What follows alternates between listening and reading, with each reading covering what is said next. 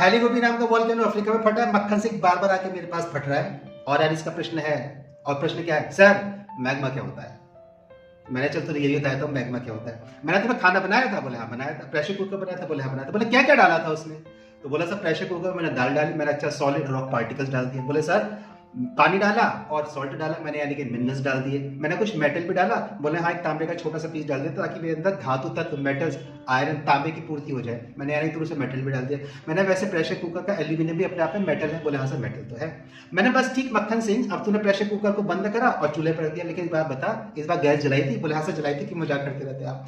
मैंने मक्खन सिंह यानी कि तूने उसको नीचे से हीट दे दी। मैंने अब इस प्रोसेस को तो क्रस्ट के नीचे लिथोस्फीयर के नीचे ले गया, और लिथोस्फीयर की जो मोटाई है वो लगभग 100 किलोमीटर है, यानी कि जिस क्रस्ट पर हम खड़े हैं उसकी मोटाई लगभग 100 किलोमीटर है। इसके नीचे एस्ट्रोनोस्फीयर है जिसमें कन्वेक्टिव करंट्स लगातार बन रहे हैं। अब प्लेट के हमारे पास दो बाउंड्रीज है, कन्वर्जेंस और डाइवर्जेंस। कन्वर्जेंस पे दो प्लेट्स आपस में आके मिल जाएंगी, डाइवर्जेंस पे दो प्लेट एक दूसरे से दूर चली जाएंगी। अभिसारी सीमा और अपसारी सीमा, थोड़ा हिंदी में कंफ्यूजन रहता है कई बार।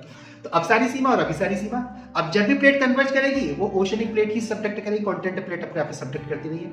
अब जब ओशनिक प्लेट सब्डक्ट करेगी तो उसमें समुद्र का पानी होगा, पानी हाई टेम्परेचर पर नीचे की हो जाएगा, और जैसे ही टेम्परेचर 1000 डिग्री प्लस और मिनिमम 1300 डिग्री सेंटीग्रेड प्लस हो जाता है, प्लेट बहुत इजीली मेल्ट होने स्टार्ट हो जाती है। इतने हाई टेम्परेचर पर सबसे पहले वाटर वेपर बन जाएगी, क्योंकि पानी वाटर वेपर में कन्वर्ट हो जाएगा।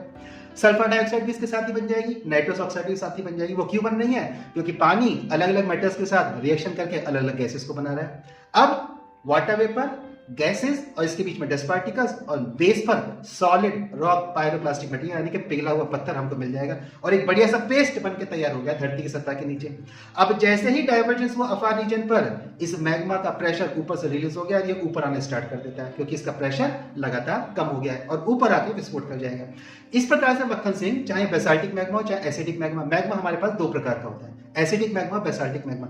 एसिडिक मैग्मा में सिलिका कंटेंट हाई होगा, ये अपने आप में थिक होता है, इसलिए कंपोज्ड ऑफ कोनिकल शेप में वोल्केनोस बनाता है। जबकि बेसाल्टिक मैग्मा में सिलिका कंटेंट कम होता है और इसलिए पतला होता है, दूर तक फैलता हुआ चला जाता है। हमारी पूरी इंडियन पेनिनसुला प्लेट और particularly Deccan trap basaltic magma के बने हैं, जिसको सप्लाई रीयूनियन हॉटस्पॉट के बेसाल्टिक मैग्मा से हुई थी। अफार रीजन पे जो वोल्केनो फटा है, इसमें बेसाल्टिक मैग्मा दूर तक फैलता चला जा रहा है, और चूंकि कई सालों के बाद फटा है कि उसका सारा गुस्सा निकाला है, इसलिए जो उसकी ऐश निकली है वो लगभग 15 किलोमीटर तक ऊपर जाकर लगातार एटमॉस्फेयर में डिसॉल्व हो रही है। तो इस प्रकार से मक्खन सिंह मैग्मा दो प्रकार का होता है, और ध्यान रखिए जो पतला मैग्मा है उसका टेम्परेचर हाई है, जबकि एसिडिक मैग्मा का टेम्परेचर इससे लो होता है और इसका कलर भी डार्क होता है।